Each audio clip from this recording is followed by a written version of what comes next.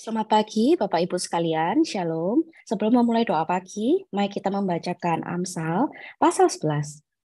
Neraca serong adalah kekejian bagi Tuhan, tapi ia berkenan akan batu timbangan yang tepat.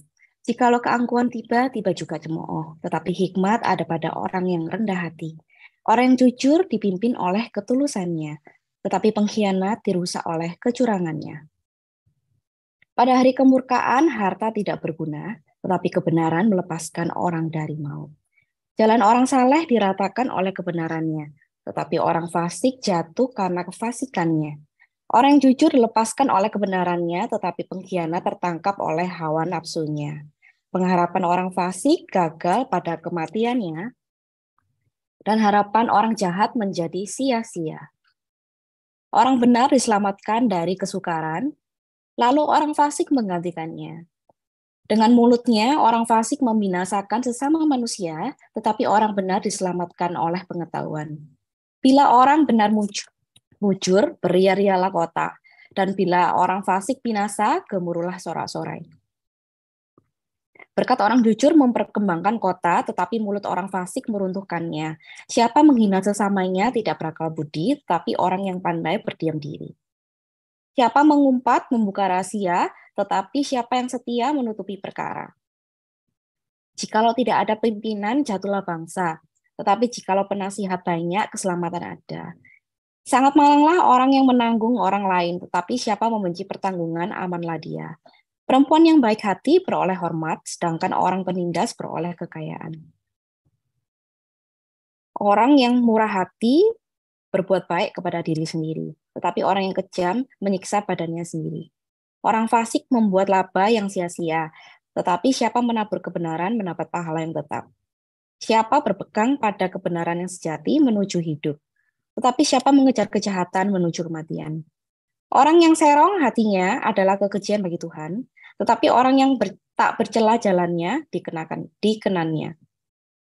Sungguh orang jahat tidak akan luput dari hukuman, tetapi keturunan orang benar akan diselamatkan. Seperti anting-anting emas di junggur babi, demikianlah perempuan cantik yang tidak susila. Keinginan orang benar mendatangkan bahagia semata-mata, harapan orang fasik mendatangkan murka.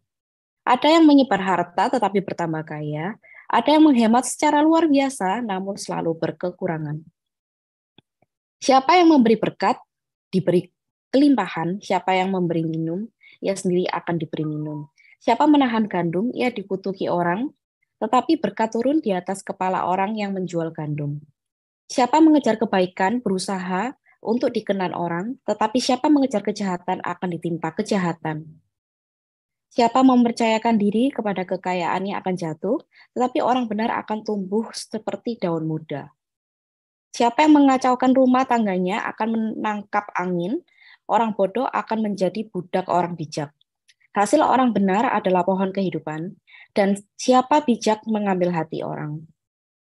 Kalau orang benar menerima balasan di atas bumi, lebih-lebih orang fasik dan orang berdosa. Amin. Tuhan Yesus memberkati. Puji nama Tuhan. Selamat pagi Bapak Ibu Saudaraku yang diberkati Tuhan. Shalom. Biarlah pagi hari ini mari kita hampiri Tuhan kita. Kita bersyukur buat segala yang terbaik yang Tuhan Yesus sudah berikan di dalam kehidupan kita sampai hari ini. Mari bersama-sama kita hampiri Tuhan kita. Satu hati sama-sama kita berdoa. Sungguh kami bersyukur, terima kasih Tuhan buat pemeliharaan Tuhan yang sempurna. Hingga hari ini kami bisa datang di dalam rumah Tuhan, membangun satu keintiman kami kepada Tuhan. Dan kami percaya di saat kami datang membawa hati kami memuji, menyembah, meninggikan nama Tuhan, kami percaya kuasa Tuhan bekerja atas setiap kami. Dan bahwa kami lebih lagi menyatakan rasa syukur kami kepadamu ya Allah kami. Terpujilah namamu Bapa, dan kami serahkan ibadah doa pagi pada pagi hari ini ke dalam kuasa pimpinan tangan Tuhan dari awal sampai pada akhirnya. Semuanya kami persembahkan di dalam satu nama, Tuhan kami Yesus, Juru Selamat kami yang hidup.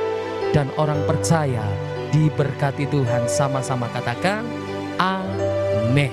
Mari kita datang dengan penuh ucapan syukur kita kepada Tuhan kita buat segala kebaikan yang Tuhan beri dalam kehidupan kita. Haleluya.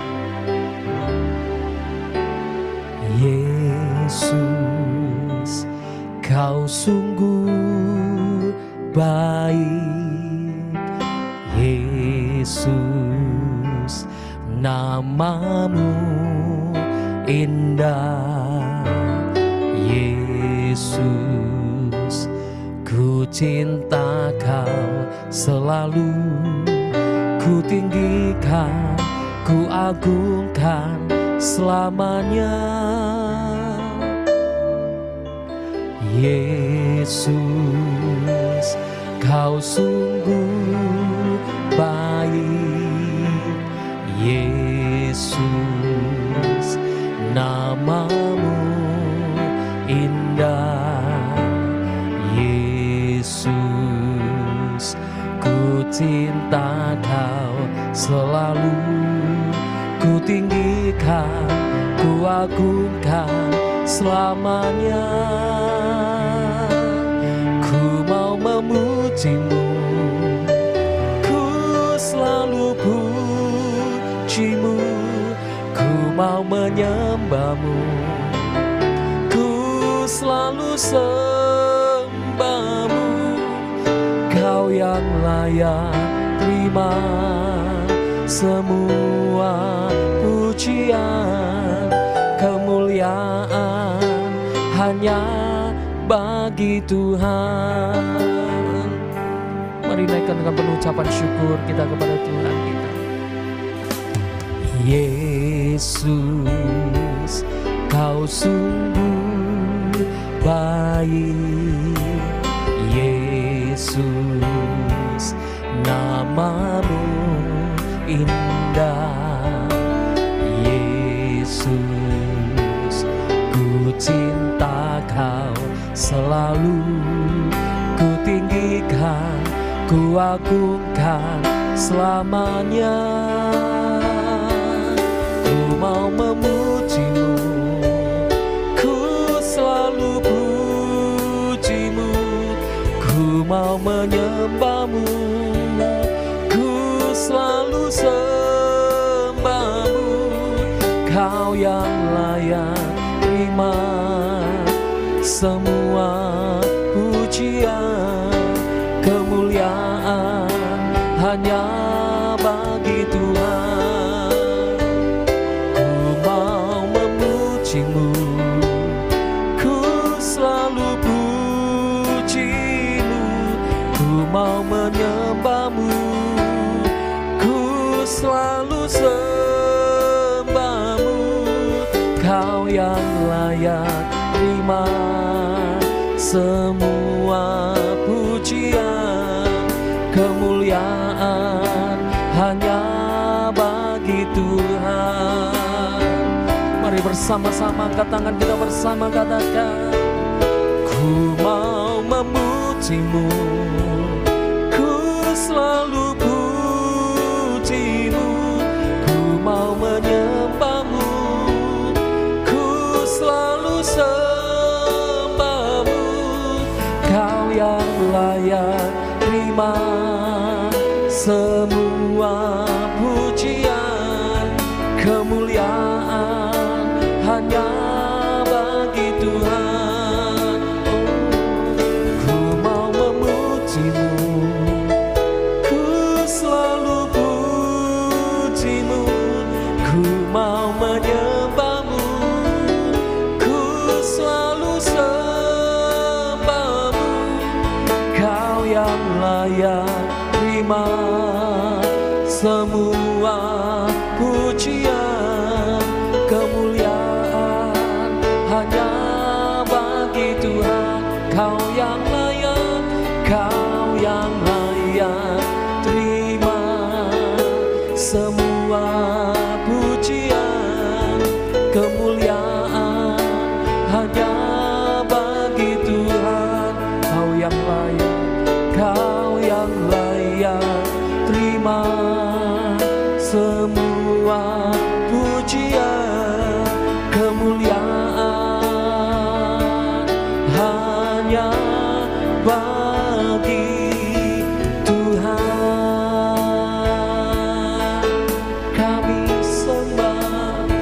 Mari bangun keintimanmu kepada Yesus. Haleluya, sebab Engkaulah yang terima segala pujian kami, yang terbaik Tuhan di mezbamu. Haleluya, terima kasih Tuhan.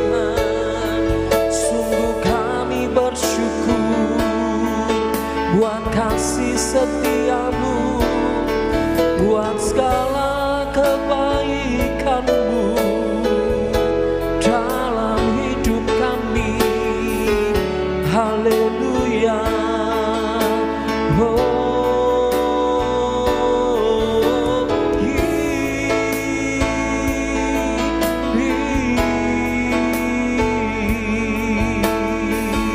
Kiana marala masyandara lamo, inarala masyada, kidi bina karalamo. Haleluya, haleluya.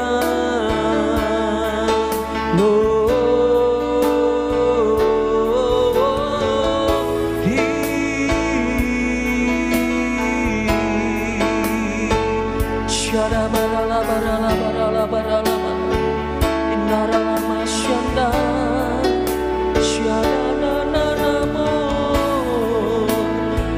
Terima kasih Tuhan, terima kasih Tuhan buat pemeliharaanmu, buat berkat-berkat-Mu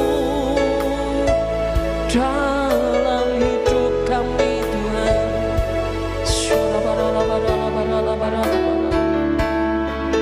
Kinarara basyada barala barala barala, syada barala barala barala barala. Buat hati kami bersyukur Tuhan, buat segala yang terbaik yang Tuhan Yesus berikan dalam hidup kami. Sampai pagi hari ini kami menikmati segala pemeliharaan Tuhan, penyertaan, perlindungan yang Tuhan sudah berikan dalam kehidupan kami. Sebab itu bawa kami lebih lagi Tuhan, tinggal dalam hadirat-Mu, membawa pujian penyembahan kami yang terbaik di mezbah-Mu. Dengan segenap hati, dengan segenap kerinduan kami lebih lagi Tuhan. Syarabata karaba syada barala barala, inarala syata karala barala. Saat ku menyembah-Mu, Roh-Mu bekerja. Saat ku memuji-Mu, Kau bertahta di atas pujian. Saat ku menyembah-Mu, Roh-Mu bekerja. Katakan saat ku memuji, saat ku memuji-Mu, Kau bertahta di atas pujian. Ku angkat hatiku,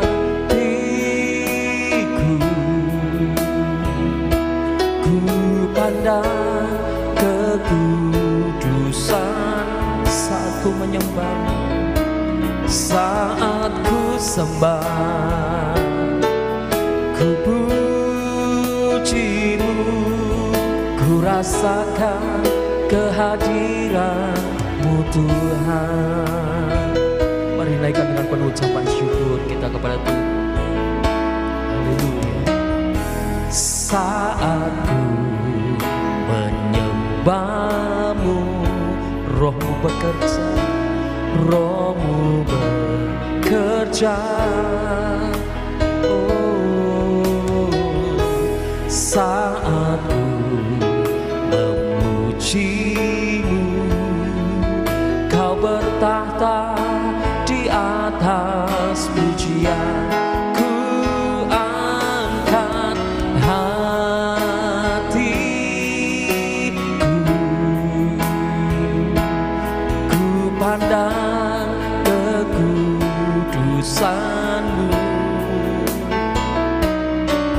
saat ku sembah, ku pujimu, ku rasakan kehadiran-Mu Tuhan. Ku angkat hatiku, ku pandang kekudusan saat ku sembah, saat ku sembah, ku pujimu, ku rasakan kehadiran-Mu Tuhan. Sama-sama angkat tangan kita bersama, katakan, ku angkat hatiku, ku pandang kekudusan-Mu saat ku sembah, ku pujimu, ku rasakan. Sekali lagi dan kita sembah Tuhan kita. Ku angkat hatiku,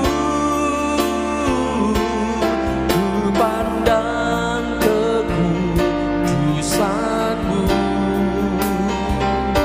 saat ku sembah, ku pujimu, ku rasakan kehadiran saat ku sembah, saat ku sembah, ku pujimu, ku rasakan kehadiran-Mu Tuhan. Saat ku sembah, ku pujimu, ku rasakan kehadiran-Mu Tuhan. Haleluya. Mari sembah, bangun mesbah yang terindah kepada Tuhan kita. Haleluya. Yesus, ku menyembah-Mu Tuhan. Yesus, kami bawa segala korban syukur yang terbaik dalam hadirat-Mu. Dengan segenap hati kami, oh, dengan segenap jiwa kami Tuhan.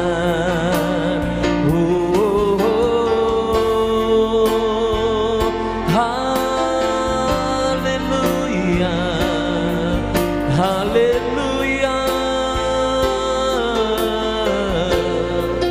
hina nara lama syanda lamu, hina nara lamu,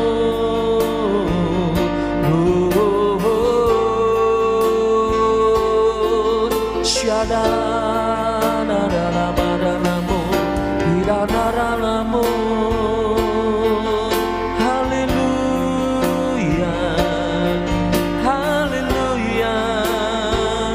Kami bawa yang terbaik di dalam hadirat-Mu, menyembah-Mu dalam roh dan kebenaran. Hidana mata kada masyanda, hinaralamu syanda, syara barala barala barala barala barala barala barala, hinarala maralamu.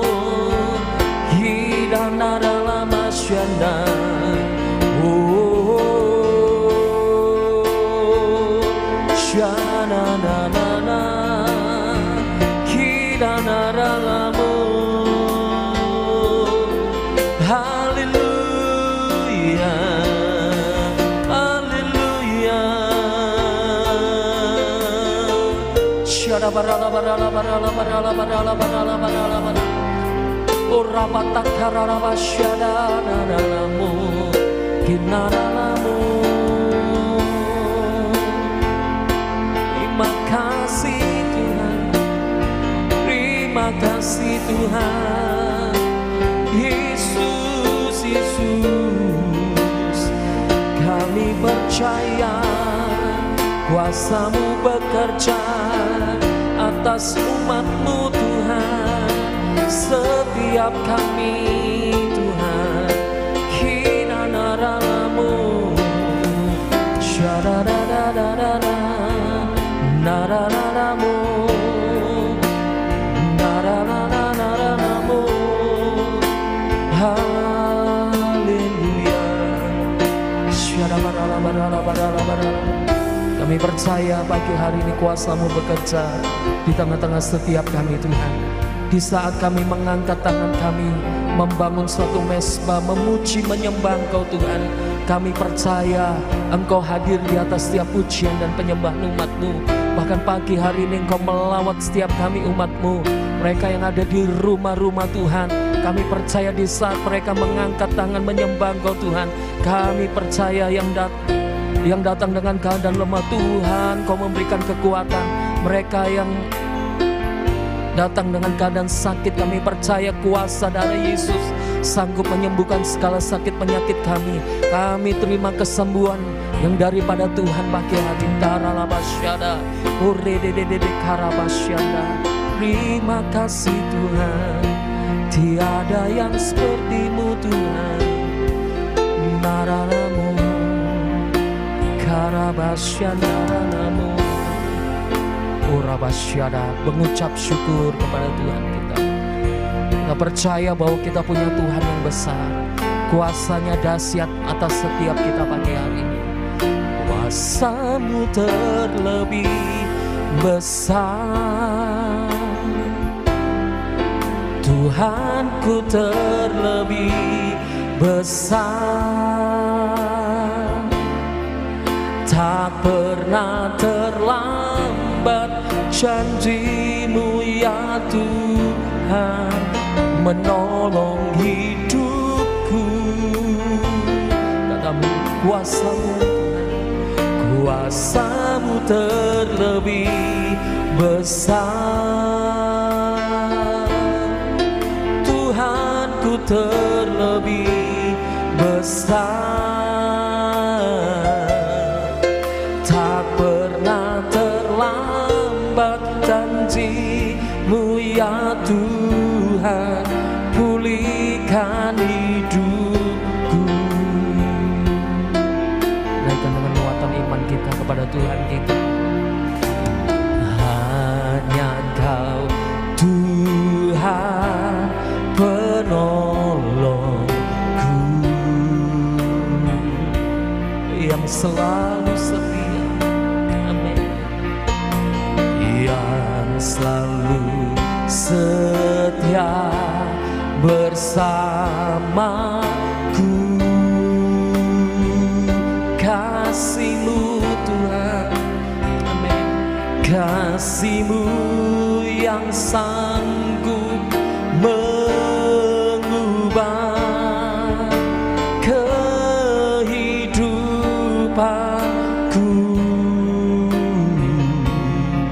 Sungguh ku berserah,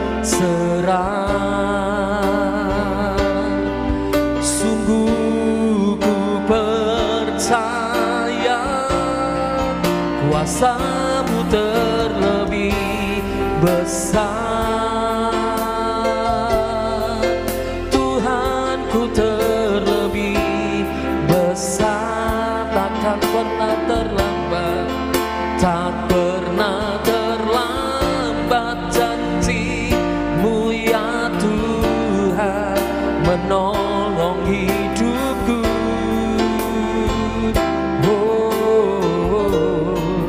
Kuasa-Mu terlebih besar, Tuhanku terlebih besar, tak pernah terlambat janji-Mu ya Tuhan, pulihkan hidupku. Katakan tak pernah terlambat, tak pernah terlambat janji-Mu yang tak pernah terlambat, tak pernah terlambat. Janji-Mu ya Tuhan tak pernah terlambat. Janji-Mu ya Tuhan, oh, pulihkan hidupku.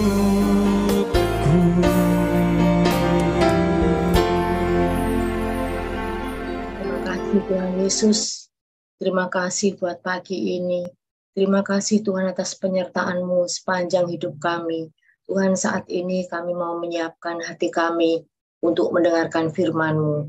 Kau urapi hamba-Mu yang akan menyampaikan firman, tutup bungkus dengan kuasa darah-Mu Tuhan, Kau layakan, Kau sucikan. Biarlah apa yang disampaikan pagi ini Tuhan, sesuai dengan isi hati-Mu. Dan juga untuk kami semua yang akan mendengarkan firman-Mu Tuhan, Kau urapi juga kami Tuhan, Kau layakan kami Tuhan. Biar setiap firman yang kami dengar pagi ini menjadi kekuatan dalam kehidupan kami. Kami bersatu hati Tuhan menghancurkan kuasa iblis yang akan mengganggu kami dalam menerima firman pagi ini. Kami hancurkan di dalam nama Tuhan Yesus.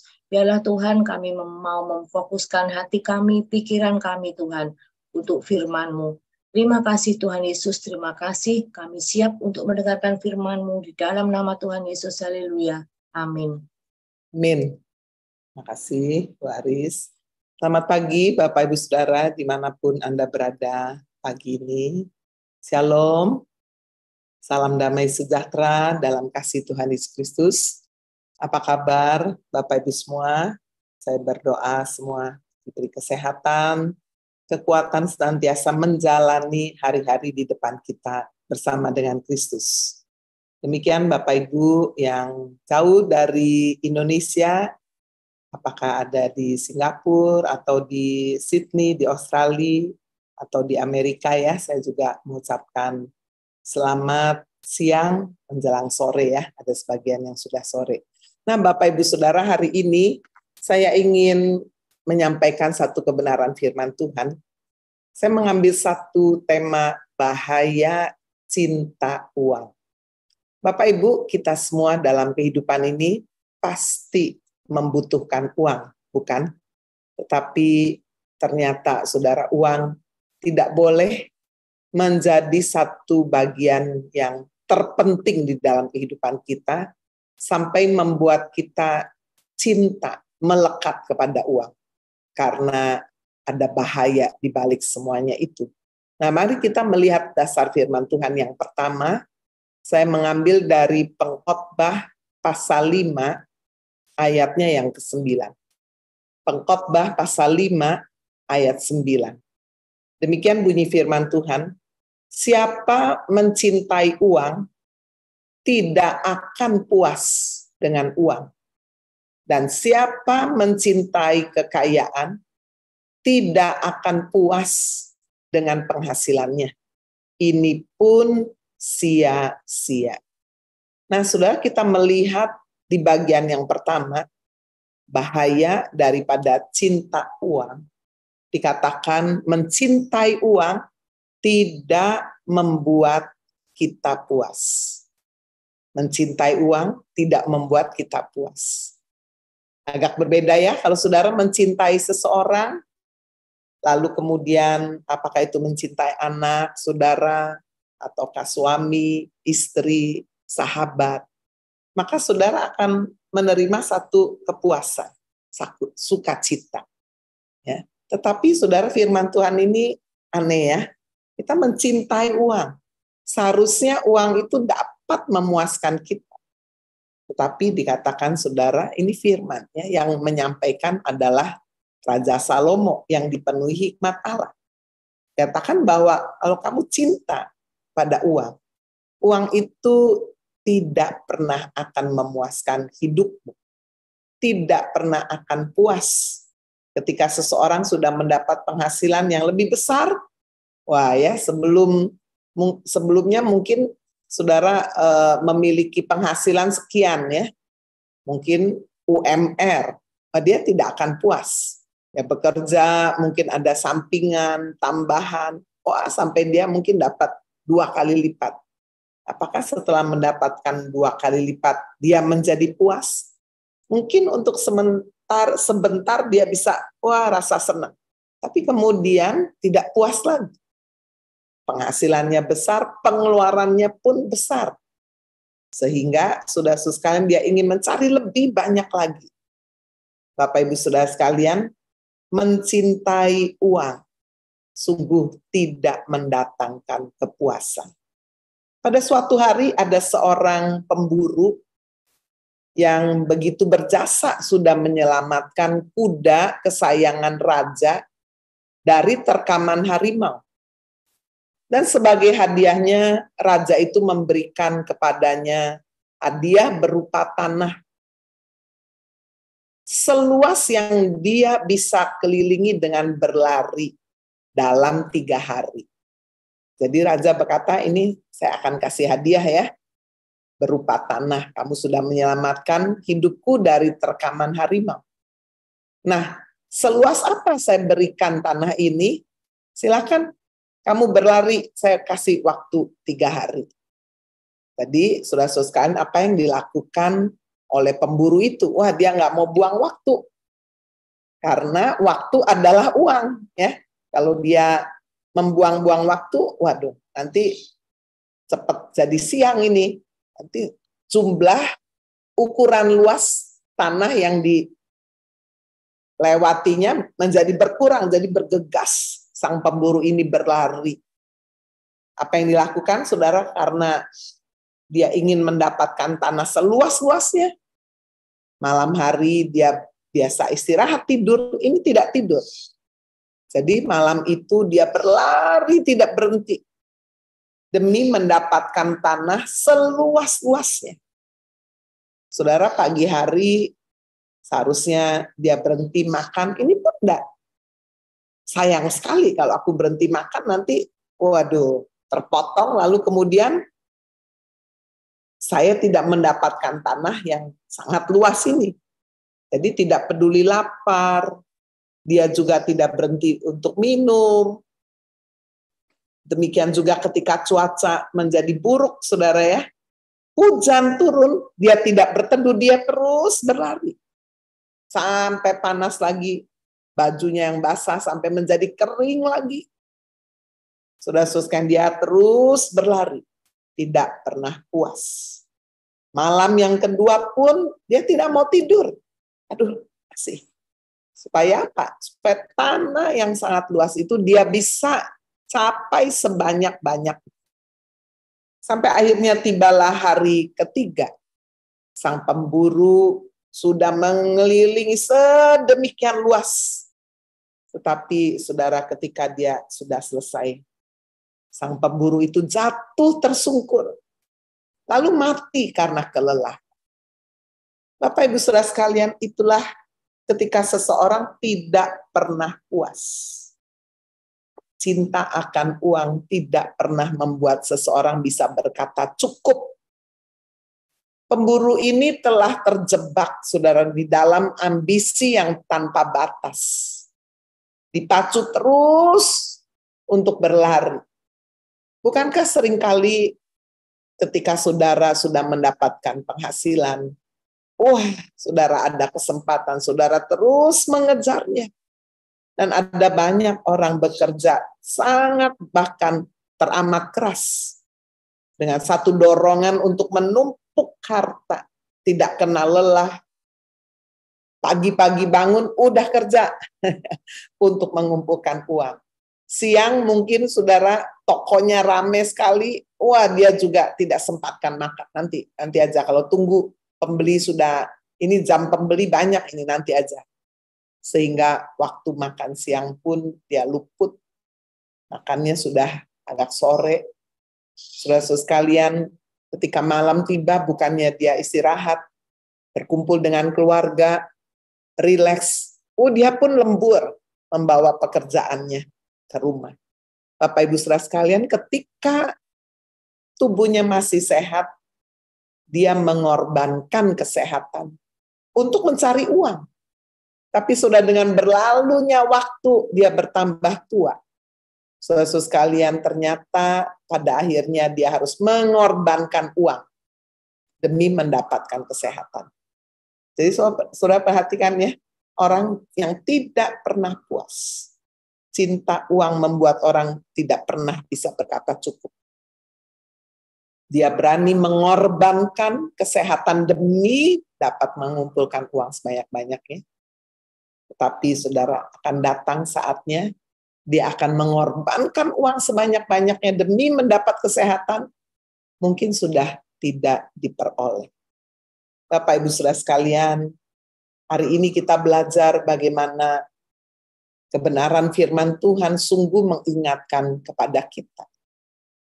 Ketika kita sudah mendapatkan jerih lelah kita, firman Tuhan ingin kita juga dapat menikmatinya bersama dengan keluarga, saudara, kita mengucap syukur, berpadan dengan apa yang ada, mensyukuri apa yang Tuhan sudah berikan. Setiap orang mendapatkan ukuran takaran masing-masing.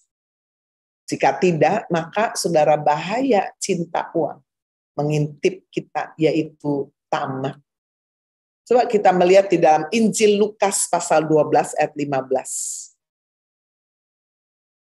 Yesus berkata ya, katanya lagi kepada mereka, berjaga-jagalah dan waspadalah terhadap segala ketamakan. Sebab walaupun seorang itu berlimpah-limpah hartanya, hidupnya tidaklah tergantung daripada kekayaan. Saudara, Yesus mengingatkan, siapa saja, termasuk saya sebagai hamba Tuhan, saudara pelayan Tuhan, saudara bisnismen, saudara pedagang, karyawan, karyawati, ibu rumah tangga, anak-anak muda, single parents, siapapun saudara. Mari kita jaga hati kita, berjaga, waspada terhadap segala ketamakan. Karena walaupun hartanya sungguh sangat berlimpah-limpah, sesungguhnya hidupnya nggak bergantung dari harta yang sangat banyak itu. Karena saudara tadi ya, tidak mungkin akan bisa berkata puas, akan selalu kurang. Yesus menceritakan saudara untuk membuat kita memahami bahwa benar-benar saudara sekalian, jika kita tidak berjaga, maka ketamakan itu pada akhirnya akan menghancurkan kita. Saudara sekalian, ketika Yesus menceritakan perumpamaan itu, di ayat 18 dia bercerita bagaimana ada seorang kaya sekali menghasilkan banyak lumbung, menghasilkan banyak gandum, sehingga saudara untuk bisa menampung gandumnya yang begitu banyak, dia merombak lumbung-lumbungnya dan mendirikan yang lebih besar lagi. Dia menyimpan di dalamnya gandum-gandum dan barang-barang kekayaannya. Sesudah itu dia berkata kepada jiwanya, jiwaku, sekarang sudah banyak barang ini. Sekarang mungkin saudara kalau sudah bisa aplikasikan, waduh saya udah bisa beli semuanya ini. Saya udah bisa beli emas-emasan, saya udah bisa beli permata, saya sudah bisa beli aset berupa tanah, saudara bisa berupa rumah, kendaraan. Lalu ketika saudara udah bisa membeli banyak barang, bahkan menimbunnya, atau mungkin menginvestasikannya, lalu kemudian saudara sama seperti orang kaya ini, berkata kepada jiwanya, udah ya kamu bisa beristirahat, makanlah, minumlah, bersenang-senang ya. Tetapi coba kita lihat ayat 20 dari Lukas pasal 12 ini.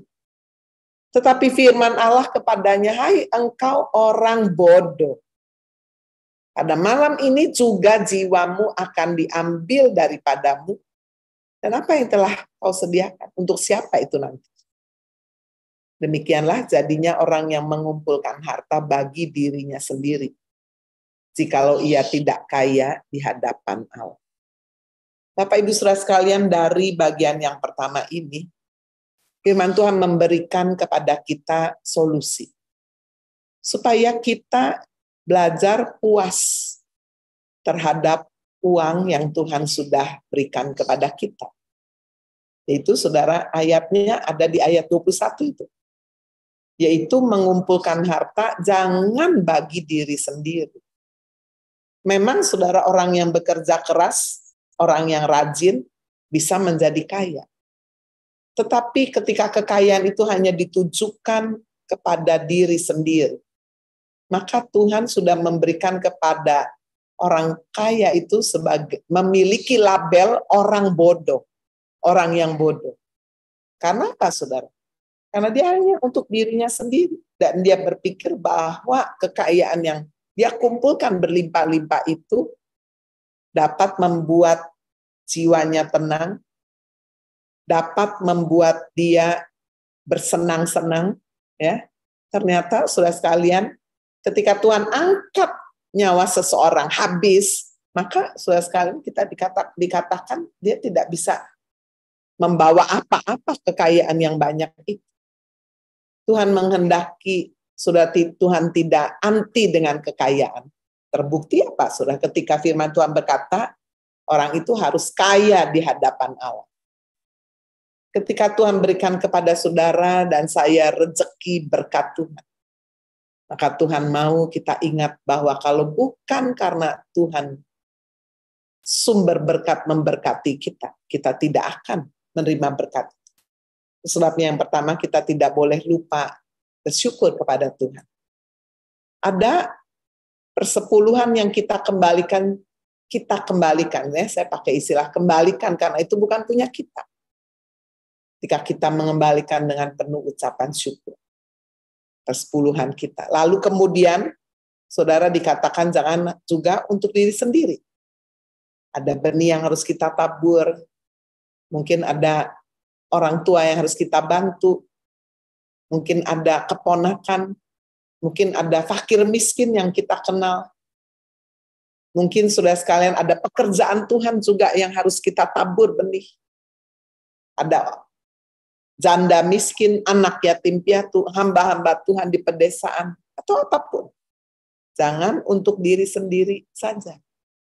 Saudara, ketika kita sudah bisa mengembalikan kepada Tuhan, menabur kepada sesama atau untuk pekerjaan Tuhan yang lain, maka Bapak Ibu hiduplah dari kelebihannya, tapi jangan lupa untuk saudara bisa juga menabung.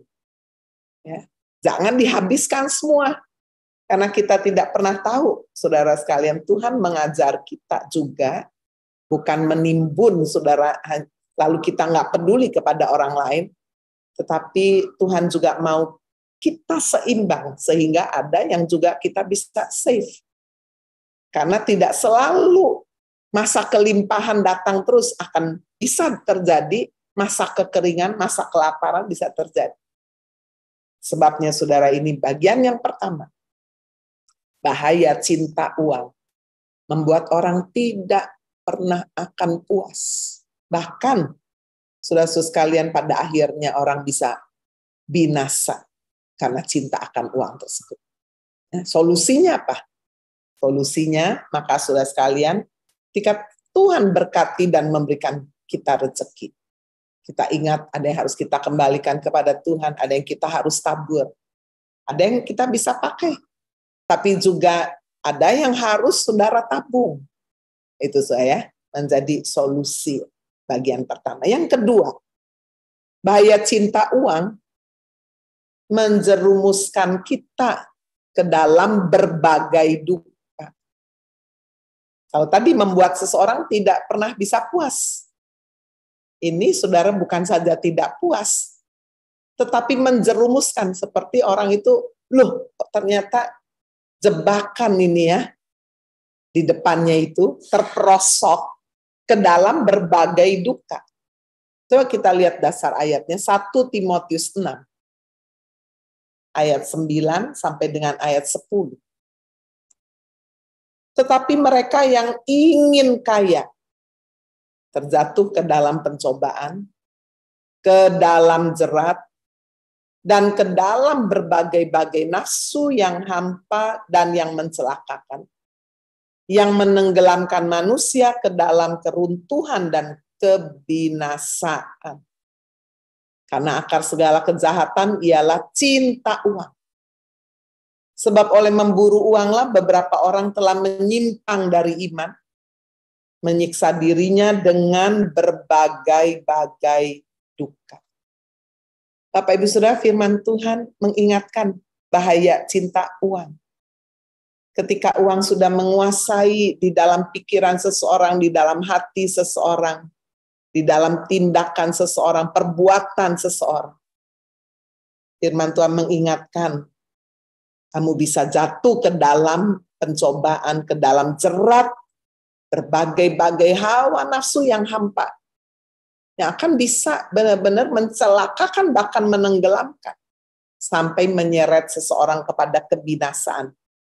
Akar segala kejahatan, cinta akan uang. Hari-hari ini saya melihat saudara begitu banyak masalah rumah tangga ya. Ada perselingkuhan, ada perzinahan, mungkin ada KDRT, ada masalah keuangan.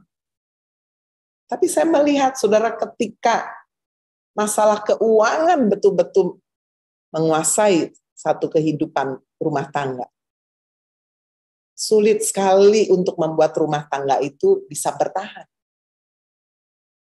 Misalnya suami tidak memberi uang dengan cukup, wah istrinya marah. Kalau istrinya masih rohani, sudah dia bisa bekerja, mungkin masih, ya udah dah, kamu nggak kasih uang, saya kerja sendiri.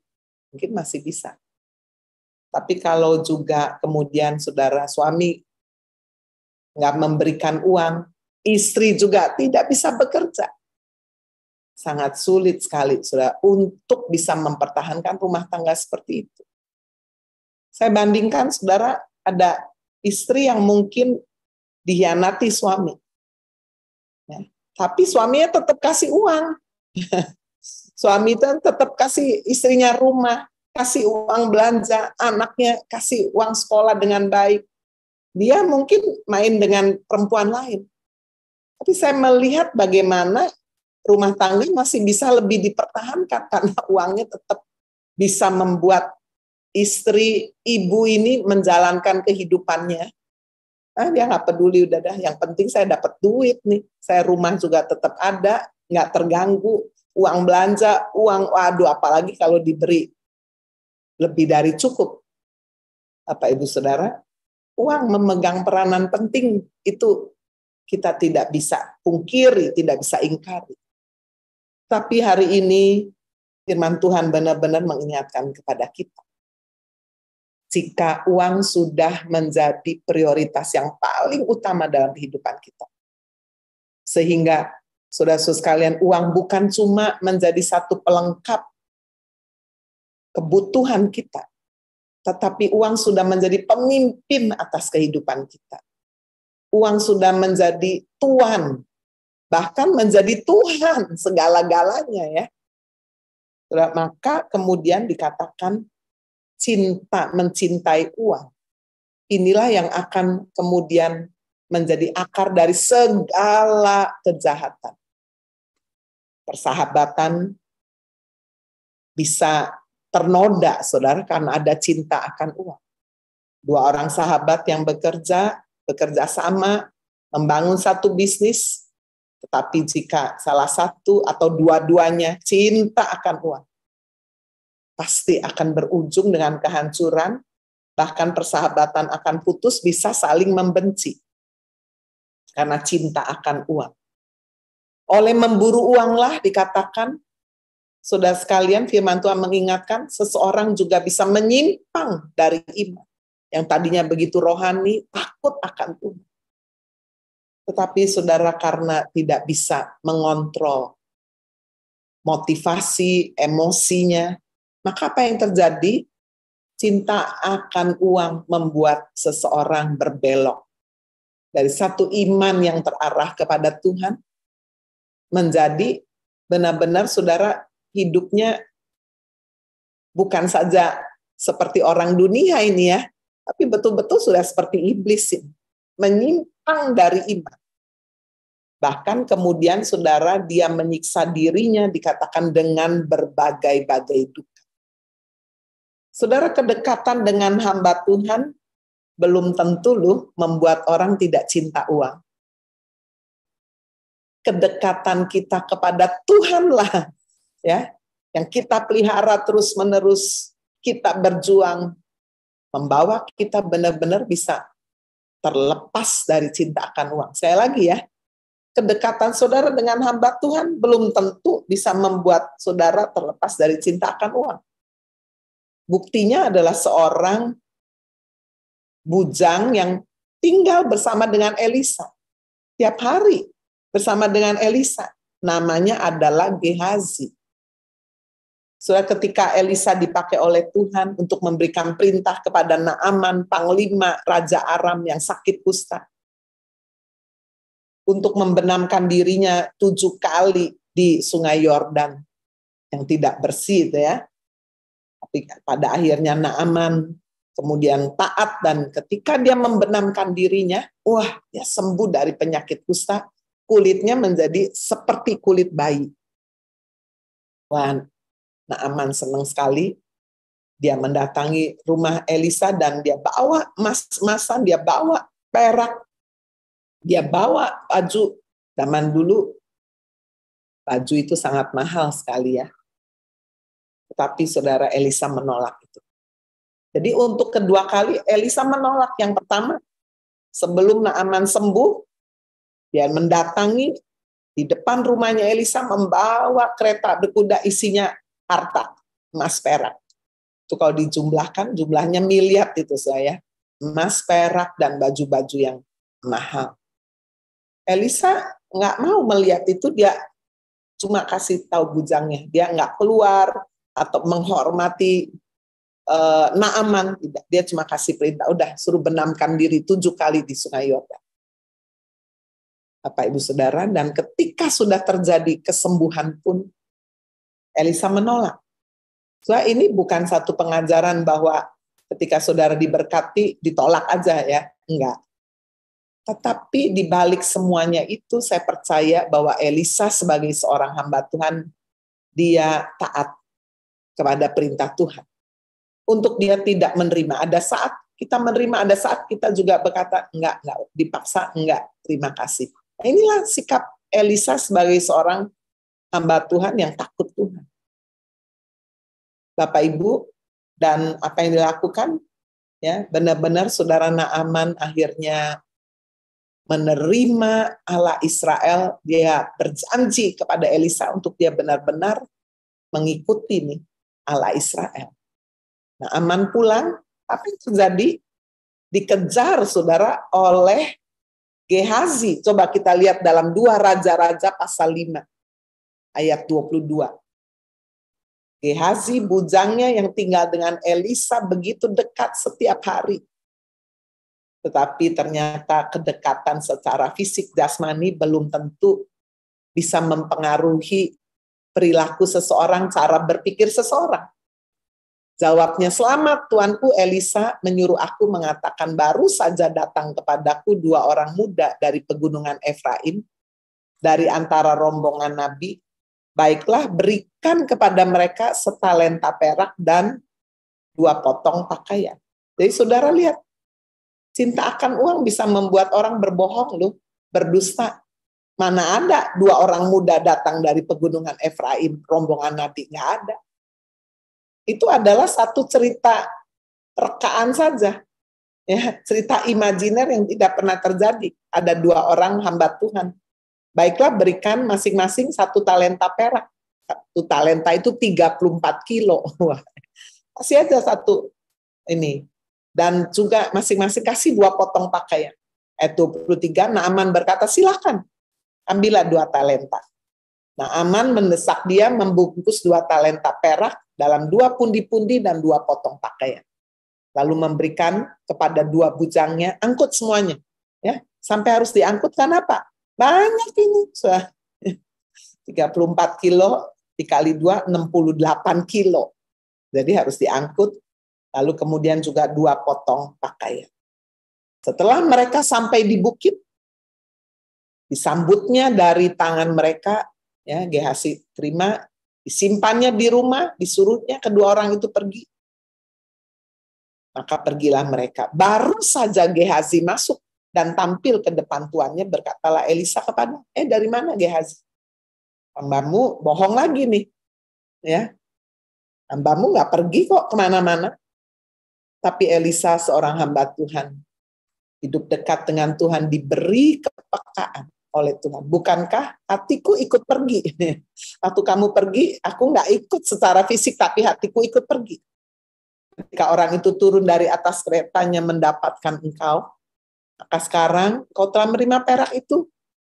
Dan dengan itu engkau bisa memperoleh kebun zaitun. Wah, luar biasa, dia langsung jadi kaya. Kebun anggur, kambing, domba, lembu, sampai budak laki-laki dan budak perempuan. Kekayaan membutakan Gehazi. Dia setiap hari tinggal bersama dengan Elisa. Elia memuridkan Elisa. Jadi, sudah ya, 2 kali mujizatnya lebih banyak, saudara, yang dilakukan Elisa daripada Elia. Tetapi Elisa gagal, saudara, dalam memuridkan.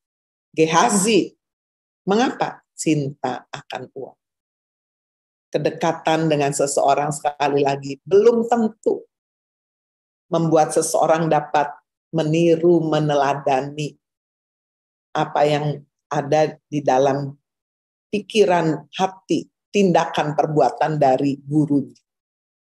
Ayat 27, penyakit kusta Naaman akan melekat kepadamu, dan kepada anak cucumu. Maka keluarlah Gehazi dari depannya dengan kena kusta putih seperti salju. Bapak Ibu Saudara sekalian, cinta akan uang, firman Tuhan tadi mengingatkan kepada kita yang kedua, menjerumuskan kita ke dalam berbagai duka. Gehazi tidak kekurangan suatu apapun. Selama dia menjadi murid Elisa, Tuhan mencukupkan dengan berkelimpahan. Pasti bujangnya pun, orang yang di dekatnya pun tidak akan kekurangan.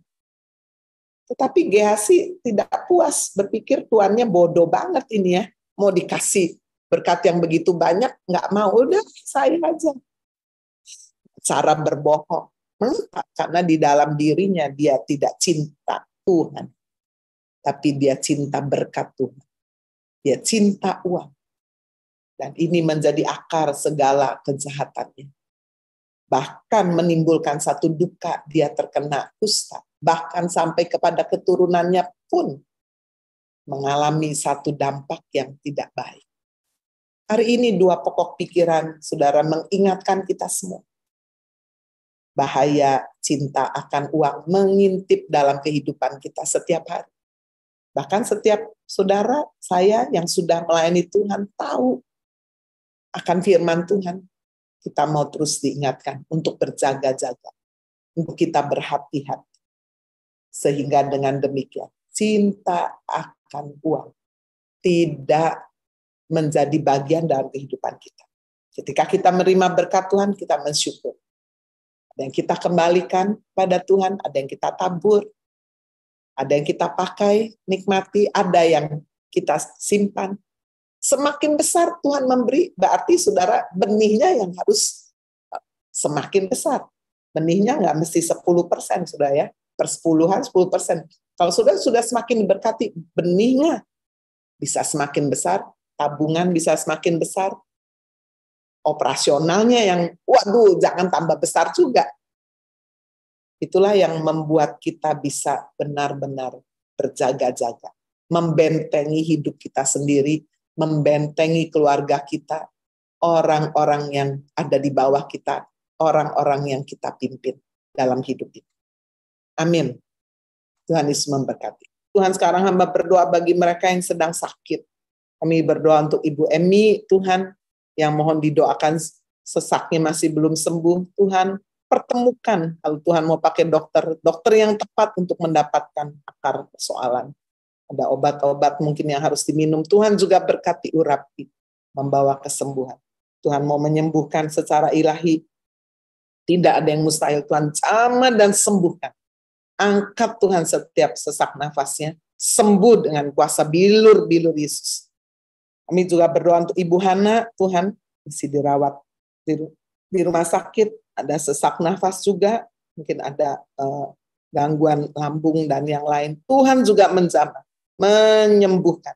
Berikan ketenangan, kedamaian, iman yang teguh, dan menjamah oleh kuasa bilur Yesus. Pak Among juga Tuhan pulihkan sungguh-sungguh, Pak Jemi, Tuhan Ibu Yulia, kami doa dalam nama Yesus, biar tangan Tuhan ada atas mereka.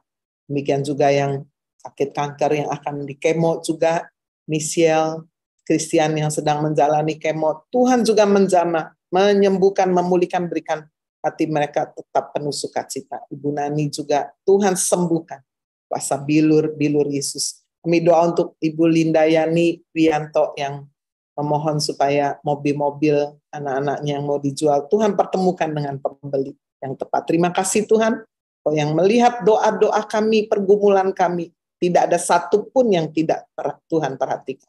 Tuhan menjawab dengan caramu dan waktumu yang tepat. Terima kasih Tuhan bahwa kami terus rajin tekun untuk ikut dalam doa pagi, bahkan mengajak teman-teman keluarga untuk mereka juga dikuatkan. Terima kasih Tuhan. Terima kasih sepanjang hari ini kami menyerahkan seluruh hidup kami ke dalam tangan Tuhan, yang sekolah, kuliah, berdagang, akan pergi keluar kota, ke kantor, apapun Tuhan yang kami kerjakan. Sungguh kami memohon penyertaan Tuhan, Tuhan berjalan di depan kami, Tuhan yang melindungi, menyertai kami. Terima kasih juga kalau kami dapat memberi persembahan. Tuhan pakai persembahan ini untuk melebarkan pekerjaan Tuhan lebih lagi Tuhan di gereja HFC ini. Terima kasih Tuhan, pertemukan kami kembali besok dalam doa pagi membangunkan fajar. Mari Bapak Ibu kita angkat kedua tangan kita, Bapak Ibu Saudara yang dikasihi Tuhan Yesus Kristus. Terimalah berkat yang melimpah dari Allah Bapa di surga, kasih karunia dari Tuhan Yesus Kristus, pertolongan, penghiburan, kekuatan dari Allah Roh Kudus turun, menyertai Bapak Ibu Saudara mulai pagi ini, sampai Maranatha Tuhan Yesus datang kembali kali yang kedua. Haleluya. Dalam nama Tuhan Yesus Kristus, mari kita semua yang percaya kita berkata, amin. Terima kasih semua yang sudah melayani dan sudah bergabung.